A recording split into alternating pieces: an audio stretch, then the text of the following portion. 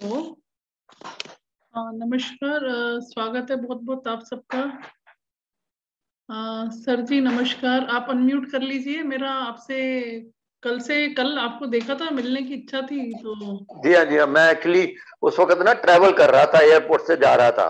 अच्छा अच्छा। तो सिग्नल ठीक नहीं था मेरे ख्याल में। अच्छा अच्छा, और कैसे हैं सर आप? आज दिल्ली आ गए आप? नहीं नहीं, अभी कहाँ आया हूँ। अभी 5 तारीख को आऊंगा, 5 को। इस बार बहुत लंबे समय के लिए गए हैं सर आप? नहीं, मैं आया था बीच में, 3 दिन आया था अच्छा। तो फिर चला गया था। तो मैम कैसी है? हाँ ठीक है, बिल्कुल तबीयत ठीक ठीक है। है ना उनकी? हाँ अभी तो ठीक है। हाँ, तो अप्रैल में उनकी दशा चेंज हो रही है, मंगल की महादशा आ जाएगी अप्रैल में ना।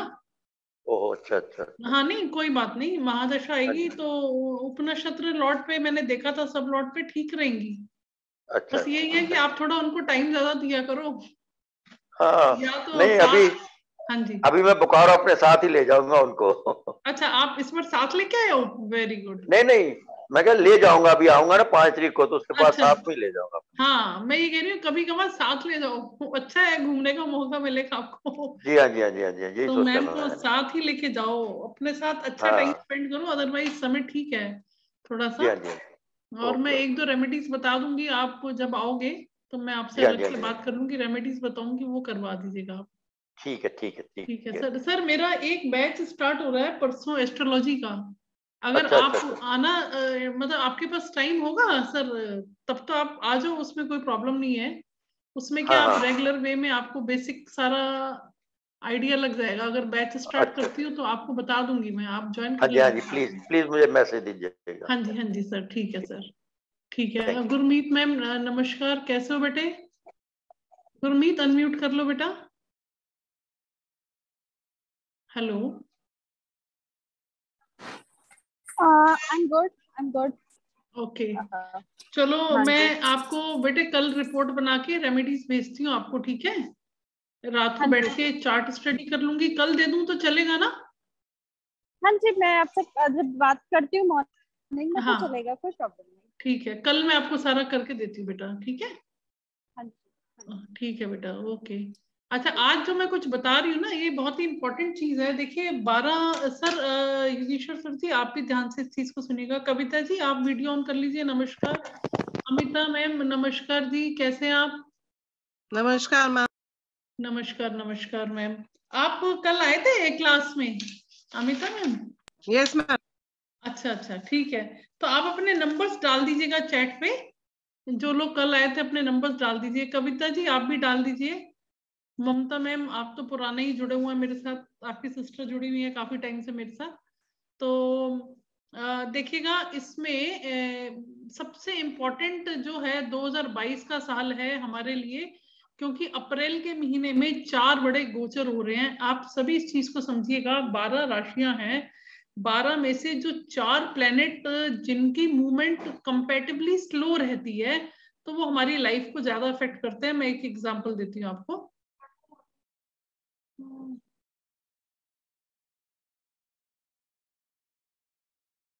मान लीजिए ये हमारे 12 घर हैं, 12 राशियां हैं।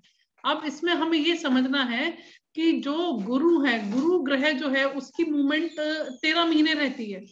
यानी कि बृहस्पति का जो प्लेनेट है वो 13 महीने में एक राशि कंप्लीट करता है। यानी कि मान लीजिए अगर अभी वो आजकल वो 11 नंबर की राशि में चल रहे हैं, कुंभ राशि में चल रहे हैं गुरु। 11 नंबर जो है वो कुंभ राशि का होता है, और उसके जो मालिक हैं वो शनि होते हैं। तो 11 नंबर की जो राशि है, उनके जो मालिक हैं, कुंभ राशि के मालिक शनि है। तो वहां पर गुरु का भ्रमण चल रहा है। ये हमारी काल पुरुष की कुंडली है। तो हम किसी भी पत्री को जब देखते हैं तो हम काल पुरुष की कुंडली से रिलेट करते हैं कि बैकग्राउंड में कौन सी एनर्जी काम कर रही है। तो ये 1 नंबर है मंगल, मेष राशि, इसका स्वामी मंगल है।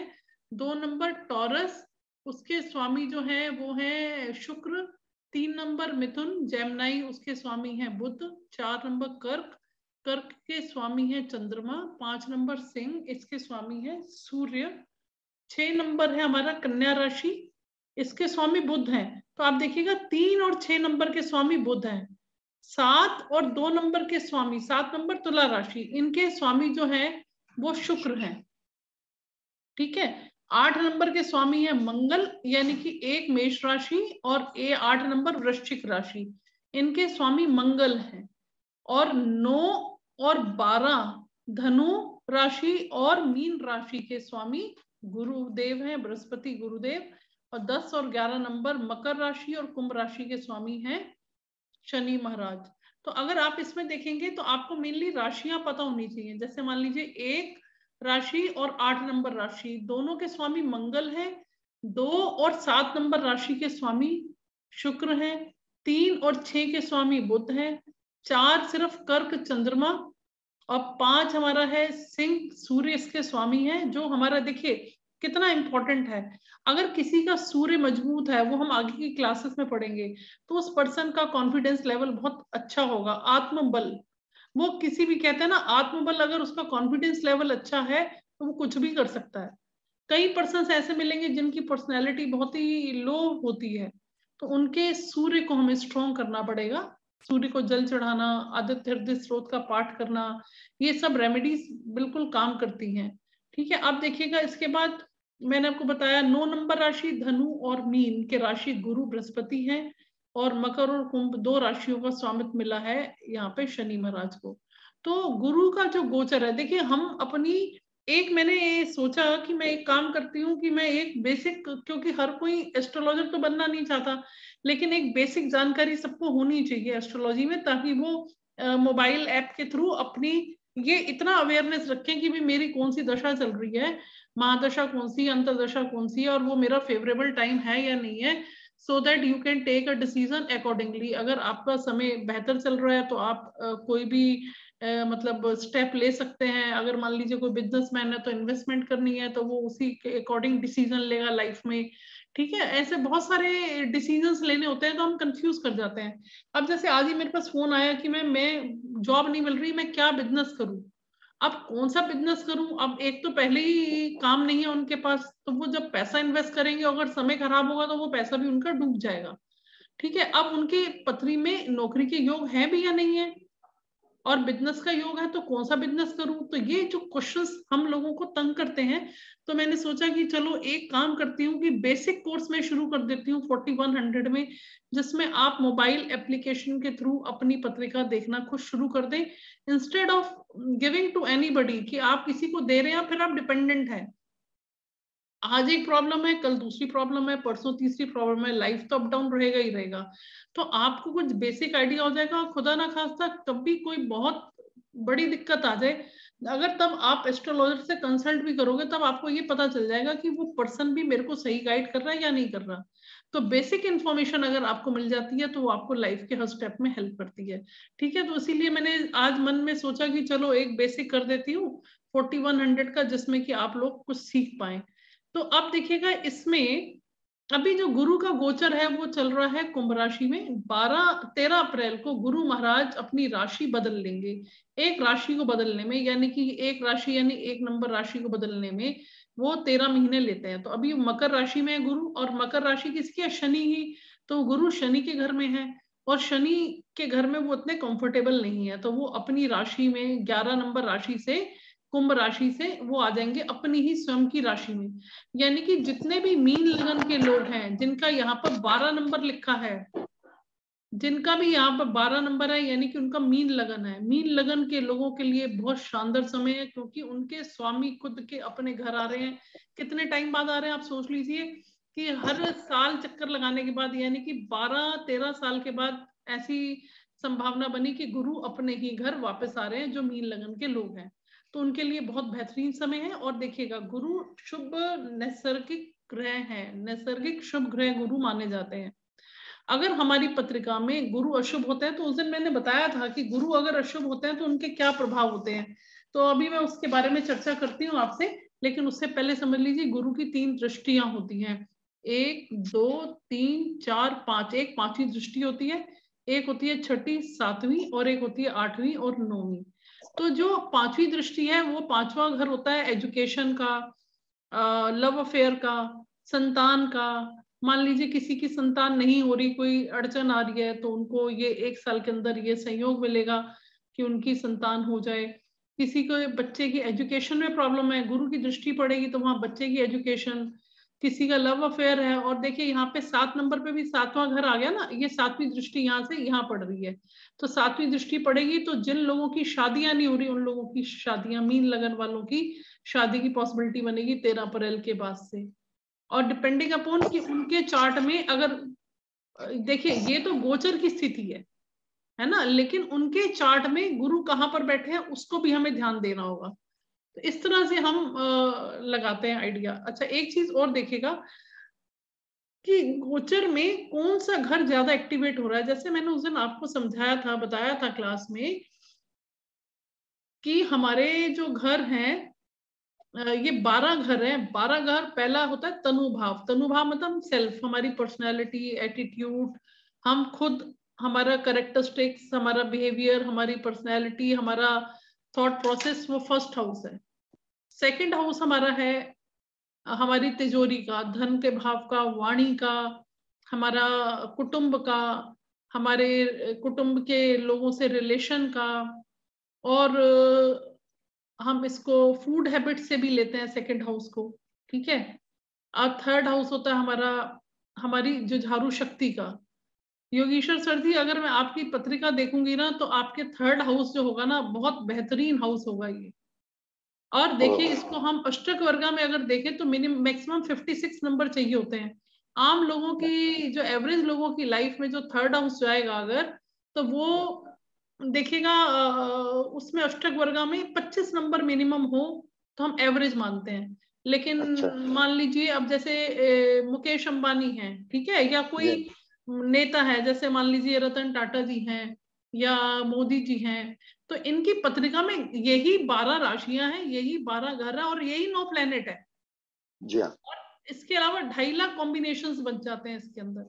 तो जब थोड़ा थोड़ा हम पढ़ते हैं, पढ़ते रहेंगे तो आपको ये आइडिया लगेगा कि उनके कहीं ना कहीं, देखिए 6th हाउस, अच्छा भी बताती हूँ। उसके बाद 4th हाउस होता है माता, भूमि, भवन, वाहन का।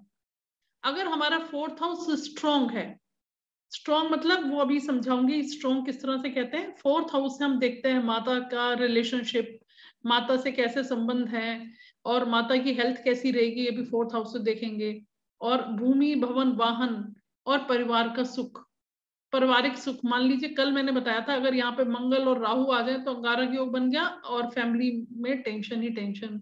गुरप्रीत मैम, कल मैंने आपको बताया था ना कि यहाँ पे आपके इस स्पाउस का जो चार्ट का मंगल है, सॉरी नहीं गुरप्रीत मैम नहीं, एक मनीषा मैम आई थी, या आपसे बात हुई थी मुझे मालूम नहीं, शायद किसी के चार्ट में मैंने देखा था 4th हाउस में मंगल। 4th हाउस में मंगल मतलब पारिवारिक कले कलेश, कुछ ना कुछ टेंशन लगे रहना, कुछ ना कुछ परेशानी रहना। और देखिएगा एक चीज और मैंने बताई थी कल, ध्यान रखिएगा कि यहां से अगर हम वी की शेप लें इस तरह से, तो ये जो है ये हमारा, अगर यहाँ पे मंगल आ जाए 12 नंबर, 1 नंबर, 4, 7 और 8 पे, तो ये मांगलिक योग बनाता है। आपको ये पता होना चाहिए अगर आपकी पत्रिका में मैच मेकिंग में, या मान लीजिए हस्बैंड या वाइफ की अनबन है, आप देखिए कहीं मंगल योग, मंगल आपका मांगलिक तो नहीं है, ये अफेक्ट करेगा पार्टनर को। मान लीजिए आप, आपके चार्ट में मंगल है तो आपकी वाइफ परेशान रहेगी और वाइफ के चार्ट में तो हस्बैंड परेशान रहेगा, उस पर असर आता है। और देखिएगा 8th हाउस का मंगल जो है विडोहुड का योग भी बनाता है। लेकिन इसके अलावा ये डिपेंड करता है कि हमारे प्लैनेट्स बैठे कहाँ हुआ है। 8th हाउस का मंगल आदमी को बहुत आगे भी पहुंचा देता है अगर वो मालिक हो। देखिए 10th हाउस जो है मंगल का अपना कर्म का घर है ना, 10th हाउस प्रोफेशन है, तो 10th हाउस में अगर मंगल आ जाए तो वो व्यक्ति अपने कैरियर में धमाल मचाता है बिल्कुल। या लगन पे मंगल अपना आ जाए तो भी अच्छा रहेगा। जैसे 1 नंबर मेष राशि है, स्वामी मंगल है, और लगन पे ही अगर मंगल आ गया, क्योंकि अपने ही घर में मंगल आ गया, तो वो व्यक्ति एनर्जेटिक होगा, अपनी आयु से कम लगेगा, उससे आप कोई काम करा लो थकेगा नहीं वो, ठीक है। अब देखिए 5 नंबर मैंने बताया आपको, ये बच्चों का होता है, मेनली एजुकेशन का होता है, तंत्र मंत्र विद्या का होता है, सिद्धि प्राप्त करनी हो आपको, कोई पास्ट जन्म का, पास्ट लाइफ का, कि हम क्या पिछले कर्म करके आए हैं, तो पूर्व जन्म का हमारा ये 5th हाउस है। और यहाँ से तंत्र विद्या, मंत्र विद्या, सिद्धि, क्योंकि एजुकेशन का भी पार्ट है ये, ठीक है। अब 6th हाउस जो है वो है ऋण रोग शत्रु का।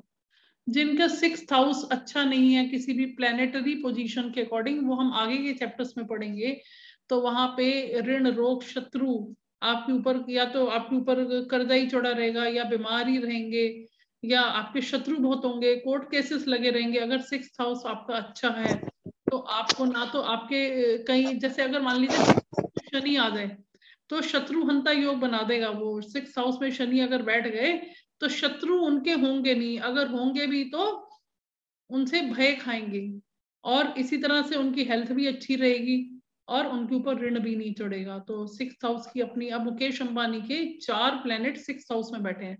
हालांकि 6th हाउस को अच्छा नहीं माना जाता, लेकिन 4 प्लैनेट का जो कॉम्बिनेशंस है पूरे चार्ट को देखते हुए कॉम्प्रिहेंसिव 4 प्लैनेट बैठे हुए हैं यहाँ पे।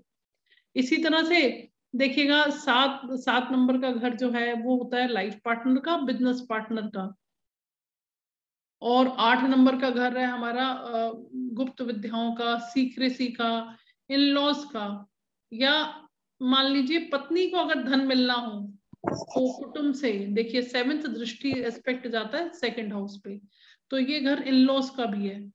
ठीक है, अगर मान लीजिए 7th हाउस में कोई भी एक प्लेनेट बैठा है, वो 8th हाउस में चला गया तो 8th हाउस अच्छा नहीं माना जाएगा। इसका मतलब पत्नी से रिलेशन स्पॉइल हो गए, क्योंकि 7th हाउस में जो भी प्लेनेट है वो कहाँ के बैठ गया, 8वें घर में। 7वें घर में कोई प्लेनेट है जो है वो मान लीजिए वो चला गया अपने राशि के हिसाब से 6ठे घर में, वो देखेंगे कि कौन सा नंबर है उसके अकॉर्डिंग बताते हैं अभी। फिर 9th हाउस भाग्य का हो गया हमारा, धर्म की धार्मिक एक्टिविटीज का हो गया आपका। जिसका भाग्य अच्छा है, 9th हाउस ट्रेवल को भी दिखाता है, लॉन्ग ट्रेवल को। तो 9th हाउस अगर स्ट्रांग होगा, ऐसा व्यक्ति धार्मिक होगा और भाग्य उसका साथ देगा और वो लंबी ट्रेवल कर सकता है। और देखिए इसकी कनेक्टिविटी किससे बनती है। अब देखिए 3rd हाउस क्या है, हमारी विल पावर है, हमारी जुझारू शक्ति है, और 3rd हाउस छोटे बहन भाइयों का भी है। तो 3rd हाउस जिसका अच्छा होगा उसके छोटे भाई बहनों से बहुत प्यार होगा। अगर 3rd हाउस की प्लैनेटरी पोजीशन अच्छी है तो वो छोटे भाई बहनों को बहुत अपना प्यार करेगा, अच्छे रिलेशंस रहेंगे। और 3rd हाउस कम्युनिकेशन का भी है। अब देखिए जो व्यक्ति मेहनती होगा, देखिए हम कहते हैं ना कि हमारा सुबह हम प्रार्थना करते हैं कराग्रे वस्ते लक्ष्मी कर मध्य सरस्वती, ये जो मंत्र पढ़ते हैं, तो हमारे जो हाथ है ये हमारे कर्म है। अब हम कर्म कहाँ से कर रहे हैं, 3rd हाउस से, और उससे क्या हो रहा है, हमारा भाग्य बढ़ता है। अगर हम आलस प्रवृत्ति के रहेंगे तो भाग्य पे सीधी दृष्टि है। तो जो जुझारू व्यक्तित्व होगा वो अपने कर्म से, कहते हैं ना हमारी हाथ की लाइनें नहीं, हमारे हाथ के कर्म से ही हम आगे बढ़ते हैं। तो ये कर्म शक्ति भी हमारी भाग्य के साथ जुड़ जाती है और हमारे भाग्य का उदय भी होता है। तो जो लकीरें हैं उसको भी हम बदल सकते हैं, बशर्ते कि अगर हम कर्म अच्छे करें तो।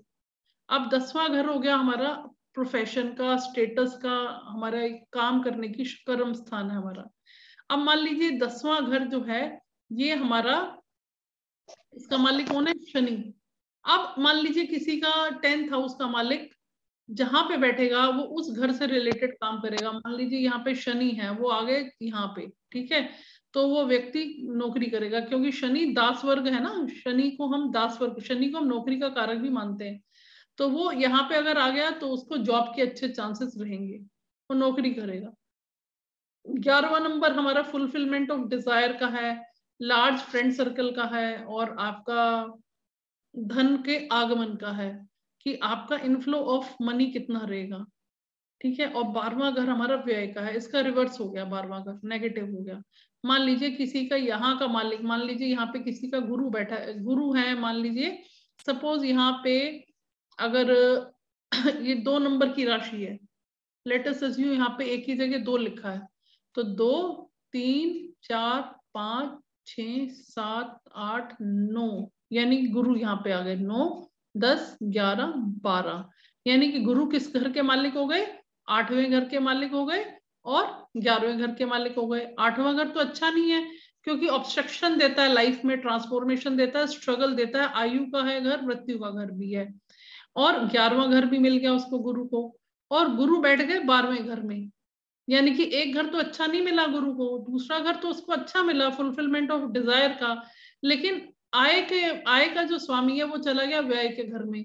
तो ऐसे व्यक्ति को हमेशा उसके खर्चे हमेशा उसकी आमदनी से ज्यादा ही रहेंगे। चाहे वो कुछ भी कर ले, काम उसके पूरे हो जाएंगे, लेकिन उसके खर्चे हमेशा ज्यादा बना रहेंगे, तो वो चिंतित रहेगा हमेशा।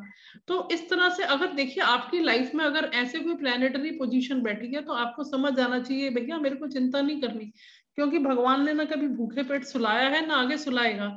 अभी तक जिसने काम निकाले हैं वही निकालेगा।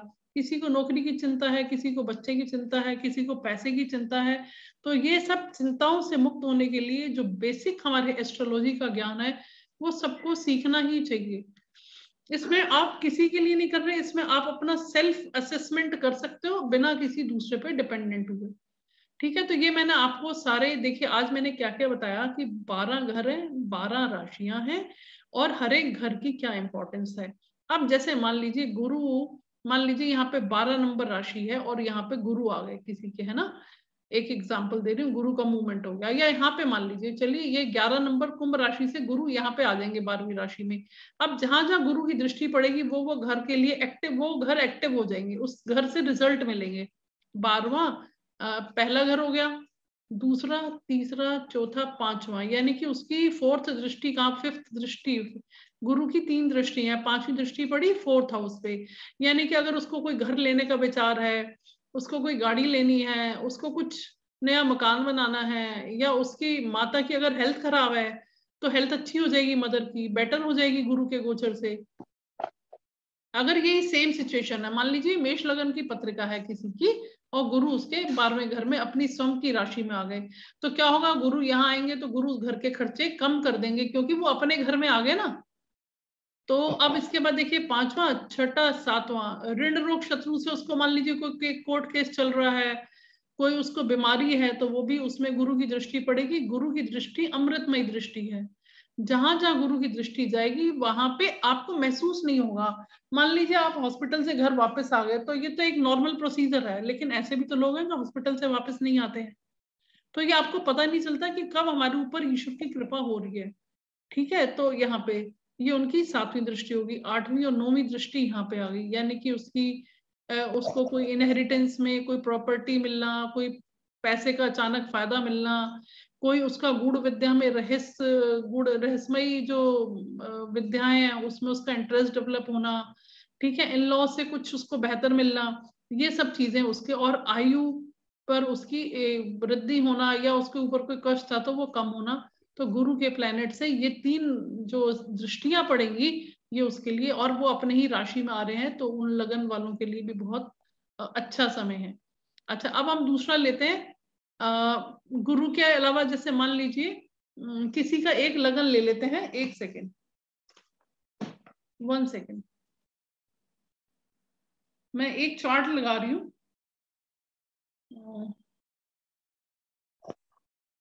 एक चार्ट लगा के आपको बताती हूँ मैं आपको।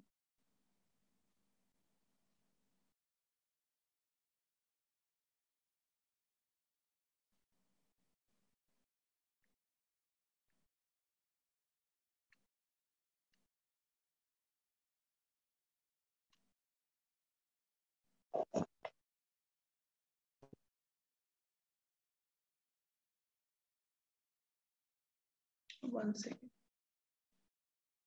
अब 2 मिनट का समय दीजिए, मैं एक चार्ट टाइप करके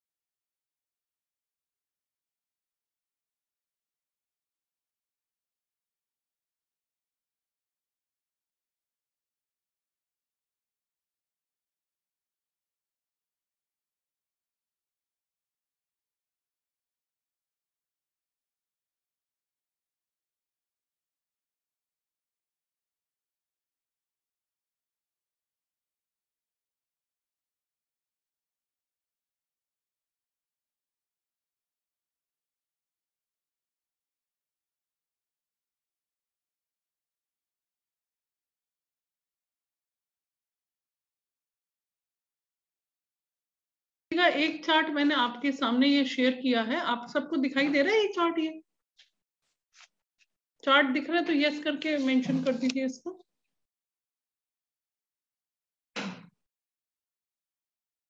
ये आप सबको चार्ट दिखाई दे रहा है? यस कर दीजिए प्लीज। जी हाँ, जी हाँ।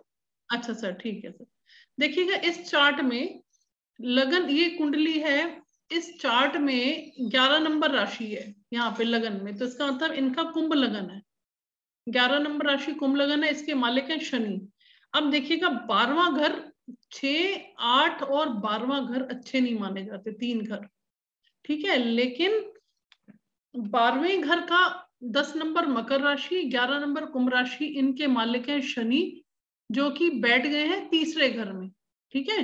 तो उस केस में आप ये देखिए, जो जिसका भी लगन 11 नंबर है या जो भी लगन में नंबर आता है, उसका जो मालिक है, मान लीजिए अगर यहाँ पे 12 नंबर लिखा है तो उसके स्वामी हो गए गुरु, 11 नंबर है तो स्वामी हो गए अपना शनि, 2 नंबर यहाँ आ गए या 7 नंबर आ गया तो स्वामी हो गए शुक्र। तो लगन में जो भी नंबर हो, उसके स्वामी कहीं पर भी बैठे हो, वो हमेशा अच्छा ही माने जाते हैं उसको। वो लग्नेश है, हमारे लगन के मालिक हैं। तो हमारी जिंदगी को चलाने के लिए जो लगन का मालिक है, वो अपना नुकसान कभी भी नहीं करेगा, चाहे वो किसी भी घर में बैठ जाए। लेकिन 12वां घर अच्छा नहीं है, लेकिन वो लगन का मालिक है, इसलिए वो यहाँ पर शनि महाराज यहाँ बैठे हुए हैं। अब देखिए इसका इफेक्ट क्या होता है। लगन के मालिक 3rd हाउस में आ गए। 3rd हाउस अच्छा नहीं माना जाता, क्योंकि स्ट्रगल देता है 3rd हाउस।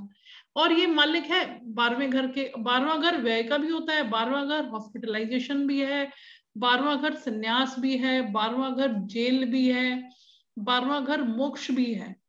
12वें घर से बहुत सारी चीजें रिप्रेजेंट कर सकते हैं। अब क्या होता है, अगर आपको जानकारी नहीं होती, एस्ट्रोलॉजर बोल देगा जी आपका तो कोई पुलिस केस बनने वाला है जी, या आपका तो जेल का योग आ रहा है, अगला बंदा तो डर गया। तो हमें ये चीज समझनी है, इसको हमेशा नेगेटिव नहीं लेना, हमें बहुत सारी चीजें देखनी पड़ती हैं। अब देखिएगा कोई ये कह दे ये 12वां घर भी अच्छा नहीं है, तीसरा घर भी अच्छा नहीं है, और शनि यहाँ बैठ गए, लेकिन है लगन के मालिक, और 12वां घर विदेश का भी है, तो ये बच्चा कम उम्र में ही विदेश में जाके पढ़ाई कर रहा है, ठीक है। अब देखिएगा दूसरी चीज, मंगल यहाँ पे, 1 सेकेंड, मंगल मालिक है एक। हाँ जी सर, हेलो। एक्वेरियस मेरा है। हेलो, आपका भी एक्वेरियस है? अच्छा जी हाँ, जी हाँ, जी। अच्छा अच्छा, तो आपका देखती हूँ मैं, आपका मैं एक्चुअल में निकाल रही थी, मुझे मिला नहीं मोबाइल। नहीं कोई बात नहीं। हाँ, तो अब देखिएगा इसमें एक चीज और देखिएगा, जो शनि है, मैंने आपको बताया था मंगल जो है 10th हाउस क्या कर्म का है, और उनके स्वामी मंगल होते हैं। 1 और 8 नंबर के स्वामी मंगल हैं, और मंगल क्या है, हनुमान जी। तो वो कभी थकते ही नहीं है, और कर्म का घर उनको मिल गया, तो यानी कि वो इस समय तीसरे और 10वें घर के मालिक हैं, और बैठ गए 8वें घर में। 8वां घर रिसर्च का भी होता है, 8वां घर डेप्थ में स्टडी का भी होता है, ठीक है।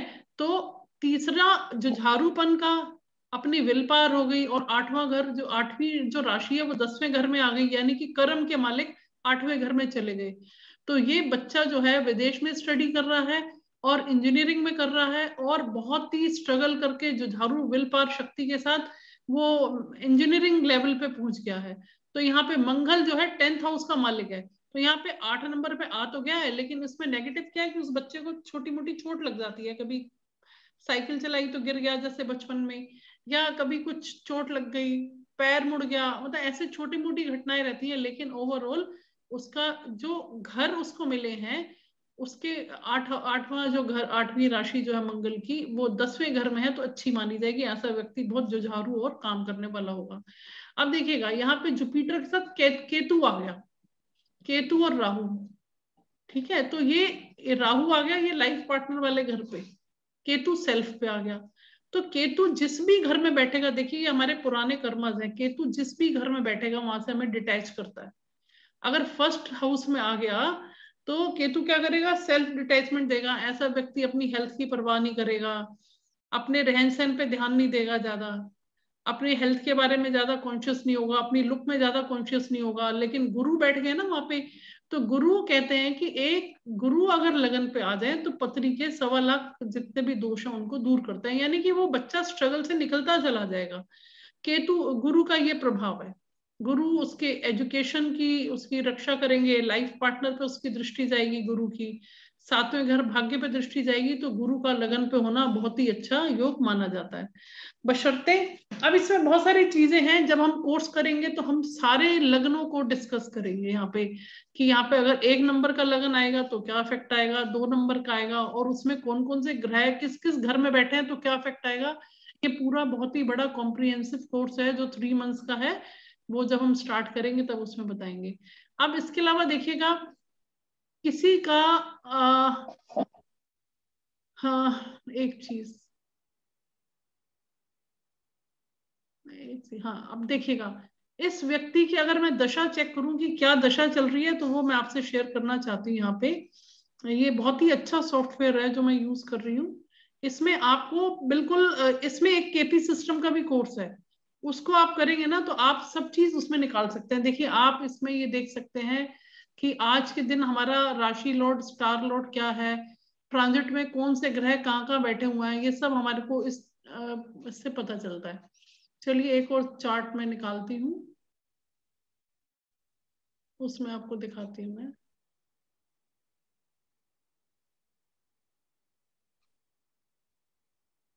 देखिएगा इस चार्ट में, देखिए इस चार्ट में ये धनु लगन का चार्ट है, 9 नंबर है, धनु लगन है, धनु के स्वामी यानी कि गुरु, ठीक है। तो यहाँ पे शुक्र भी आ गए और राहु भी आ गए। राहु और केतु का किसी भी ग्रह के साथ बैठना अच्छा नहीं माना जाता। गुरु के साथ तो चलता है, गुरु के साथ केतु बैठ जाएगा तो ठीक है, ठीक है, कुछ हद तक ठीक है, वो उसको रिसर्च में और इस तरह के क्योंकि गुरु दिल से चलता है, सॉरी केतु, तो केतु गुरु के प्रभाव में चलेगा जो मैंने पहली पत्रिका में दिखाया। लेकिन यहाँ पे देखिए लगन क्या है, इसके मालिक हैं गुरु, और गुरु अपने ही घर में बैठे हुए हैं, तो बहुत अच्छी पत्रिका है, सब दोष खत्म होने चाहिए।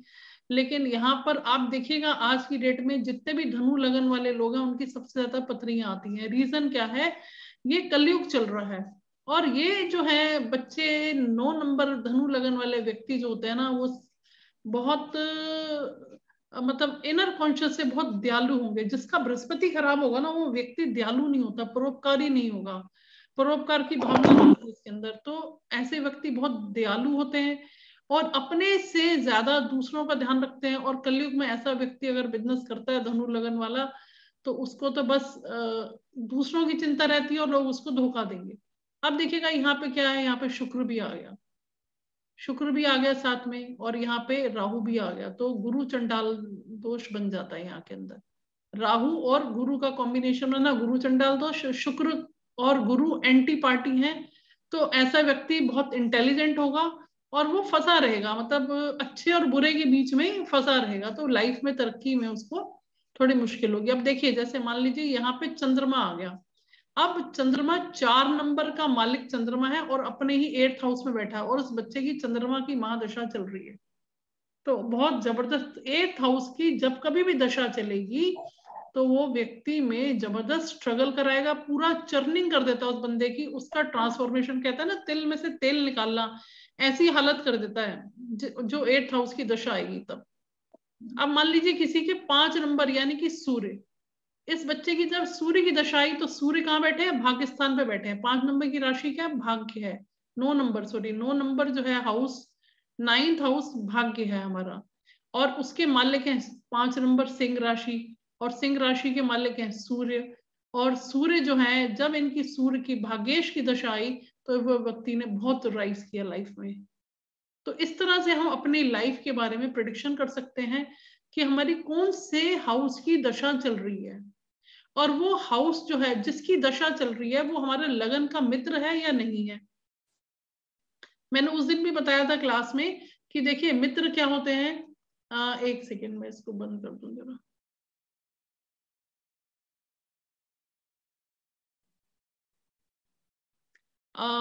मित्र क्या होते हैं ये मैंने उस दिन बताया था आपको।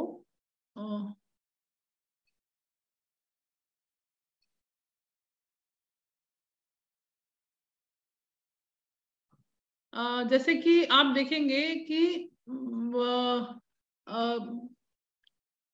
टोटल हमारे 9 प्लैनेट्स हैं, ठीक है। 9 प्लैनेट्स में मैंने बताया था एक हमने रखी कैटेगरी देवों की और एक हमने कैटेगरी रखी दानवों की। जो देवों की कैटेगरी है उसमें आएंगे सूर्य, मंगल, चंद्रमा और गुरु, ठीक है। सूर्य और मंगल क्रूर ग्रह हो सकते हैं लेकिन पापी ग्रह नहीं है।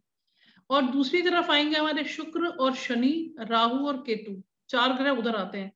तो वो जो सूर्य, मंगल और आपका चंद्रमा और गुरु, ये जो 4 ग्रह हैं, ये क्या है, हमारे आपस में सारे फ्रेंड्स हैं एक दूसरे के।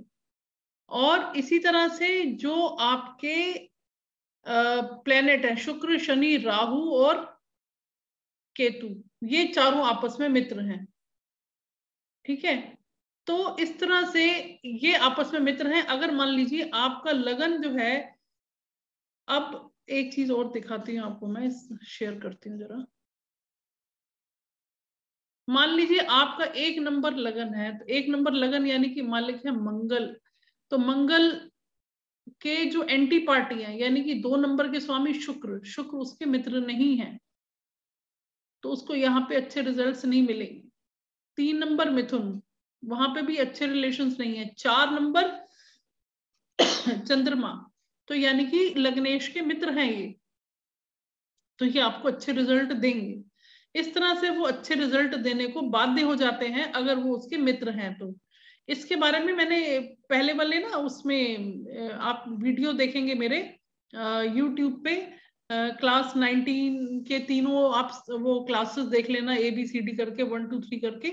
उसमें आपको पता चल जाएगा कि थोड़ा ग्रहों में कौन से मित्र हैं और कौन से शत्रु हैं, उससे आपको प्रेडिक्शन करने में काफी आसानी होगी, ठीक है। तो बस इतना ही मैंने आज आपको सिखाया है कि जो गुरु का गोचर परिवर्तन हो रहा है वो किन किन राशियों के लिए अच्छा है, ये मैंने बताया आपको।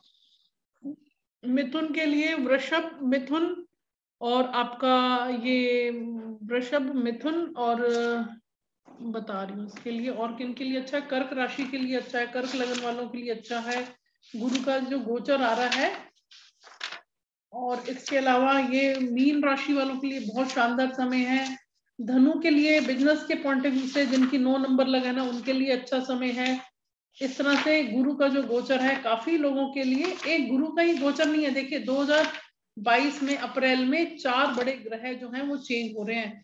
इसमें एक हमारा शनि महाराज भी चेंज हो रहे हैं इस बार, और शनि महाराज एक राशि को 2.5 साल में कंप्लीट करते हैं, ठीक है। और राहु और केतु का भी बहुत इंपॉर्टेंट परिवर्तन आ रहा है, तो उसको भी हम इसमें स्टडी करेंगे आने वाले टाइम पे, आने वाली क्लासेस में, ठीक है। अभी मैं आपसे कुछ स्पेसिफिक क्वेश्चंस ले लेती हूँ। आपके कुछ क्वेश्चंस हैं तो आप वीडियो ऑन कर लीजिए। मैं आपके जो पर्टिकुलर क्वेश्चंस हैं, स्पेसिफिक क्वेश्चंस हैं which is solved with the help of numerology chart. अगर एस्ट्रोलॉजी रीडिंग है तो वो चार्जेस रहेंगे उसके। न्यूमरोलॉजी से अगर आपको कुछ पूछना है तो आप पूछ सकते हैं, और जो ऑलरेडी पहले पूछ चुके हैं वो प्लीज अवॉइड करें तो बेटर है, ठीक है। अगर किसी का कोई क्वेश्चन है तो पूछ लीजिए, वीडियो ऑन कर लीजिए अपना। हाँ जी मैम। गुरप्रीत मैम, आपका कोई स्पेसिफिक क्वेश्चन है मैम? प्रताप जी, आप तो मेरे से पहले ही काफी जुड़े हुए पुराने। जय लक्ष्मी,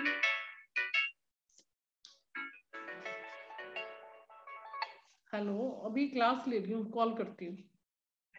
हाँ, क्लास ले रही हूँ शशि, अभी करती हूँ कॉल। ओके, हाँ जी बताइए। हम तो आपसे जुड़ा हुआ है। हाँ आई एम जी, योर प्रोग्राम। हाँ अच्छा जी, लगता है। हाँ जी। हाँ पद्मावती जी, आपको कुछ पूछना हो? ओके गुरप्रीत मैम, कोई इशू नहीं है, वो आपसे कल डिस्कस कर लूंगी मैं, कोई चिंता नहीं है। हाँ, और इधर ये जो है आप अनम्यूट करिए सर, आपका कोई फोटो या वीडियो नहीं आ रहा। और जयलक्ष्मी जी, आप प्लीज वीडियो ऑन कर लीजिए, अगर कोई क्वेश्चन है पूछिए, नहीं तो मैं फिर इस क्लास को यहीं एंड कर रही हूँ, ठीक है। हाँ बताइए ममता मैम, आपका क्या क्वेश्चन है स्पेसिफिक? हाँ जी मैम। मुझे बर्थडे 16/4/1970 है, 16/4/1970। 16 अप्रैल। हाँ 16 अप्रैल। ओके, तो कैसा जाएगा पर्सनल ईयर वैसे? 11 2 6 मैम 2 साल का समय तो ठीक नहीं है आपका। अच्छा 2 साल। एक मिनट 7 11 2 6 8 2022-23 अभी कैसा चल रहा समय आपका? अभी अच्छा है। तो बस फिर क्यों दिखा रहे हो? फिर अभी मत देखो। पॉजिटिव रिजल्ट सब आ रहे हैं पहले से। हाँ देखो, मैं एक चीज बताऊं, जब अच्छा समय आ रहा हो, चल रहा हो, तब डिस्कस नहीं करना चाहिए, ठीक है? आप ओके। उस चीज को डिस्कस नहीं करो, क्योंकि ईश्वर की कृपा से सब अच्छा ही है। अगर आपको सीखना है तो आप सीख सकते हैं ये विद्या। मुझे एस्ट्रोलॉजी में इंटरेस्ट है, सीखना है। हाँ तो आप सीख लीजिए मैम, हमारी क्लासेस शुरू हो रही हैं, ठीक है? हाँ। अगर आपको सीखना तो आप सीख सकते हो। परसों से क्लासेस शुरू होंगी, 3rd से। तो मुझे डिटेल भेजना, डिटेल क्या क्या हाँ मैं भेज दूंगी। है, कौन सा है, क्या चार्जेस, सब क्या क्या आएगा उसमें, कवर होएगा सब भेजना। हाँ वो उसमें देखिए, मैं आपको बता देती हूँ, क्योंकि मैं ज्यादा रिटर्न उसमें नहीं जाती हूँ, क्योंकि लिखने को लोग बहुत कुछ लिखते हैं। यहाँ तो जो है आपके सामने है। लिखने में मैंने देखा है बहुत सारे लोग बहुत कुछ लिखते हैं, लेकिन क्या है, हाँ। उस 100 लोगों का बैच है, 50 लोगों का बैच है, आपसे क्वेश्चन ही नहीं लेंगे, आपको म्यूट पे रखेंगे। देन व्हाट्स द यूज, अगर वो बहुत सारा मैटर लिख भी देते हैं तो। यहाँ पे तो ये है कि आपको होरोस्कोप देखना, उसका एनालिसिस करना मैं आपको सिखाऊंगी। उसमें बहुत बस सारी मुझे चीजें वही आती करना है। है। हाँ तो उसमें बहुत सारी हम्म। चीजें आएंगी। You must have faith on me, कि अगर मैं आपके साथ हूँ और जुड़ी हूँ तो आपको मैं इतना सिखा दूंगी कि आप अपने चार्ट को खुद एनालाइज कर पाएंगे, बल्कि दूसरों को देख पाएंगे, और आपको रेमेडीज भी बताऊंगी, और आपको किसी के पास जाने की जरूरत नहीं पड़ेगी। बस मैं इतना से बोलती हूँ, बस आपको मेरे पे फेथ होना चाहिए, ठीक है? 2.5 से नहीं, 3 हाँ महीने वो का तो कोर्स चलेगा ये। ओके। हाँ ठीक है, चलिए। कोर्स कितने दिन चलेगा मैडम? सर 2.5 महीने तो चलेगा ही कम से कम। अच्छा ठीक है। 2-2.5 महीने चलेगा आराम से, क्योंकि इसमें सब कुछ सिखाना है। एस्ट्रोलॉजी में एक्चुअल में क्या वास्ट है, जल्दबाजी में कोई काम नहीं है। अब जिनको बिल्कुल ही कुछ नहीं है, मतलब आप उनके लिए है कि डीप है बेसिक सर। बेसिक सीख लो, ठीक है? ओके मैम, आप तो पुराने हो मैम, नूतन मैम तो बहुत ओके। पुरानी जुड़ी हुई है मेरे से, ठीक है सर? हाँ वो है। हाँ बहुत हाँ। पुरानी जुड़ी है मेरे ओके, थैंक यू मैम। से। ओके ओके हाँ ओके हाँ। सर जी, और बताइए सर, थैंक अब यू। तो सब ओके। नमस्कार मैम। ठीक है सर, आप दिल्ली वापस आ जाओ, फिर मिलते हैं। 5 को आ जाओ आप। जी हाँ जी हाँ जी हाँ जी हाँ जी। श्योर ठीक श्योर है सर, श्योर। ओके। नमस्कार सर, नमस्कार थैंक नमस्कार नमस्कार। गुरप्रीत मैम, नमस्कार सभी को, गुड नाइट ऑल।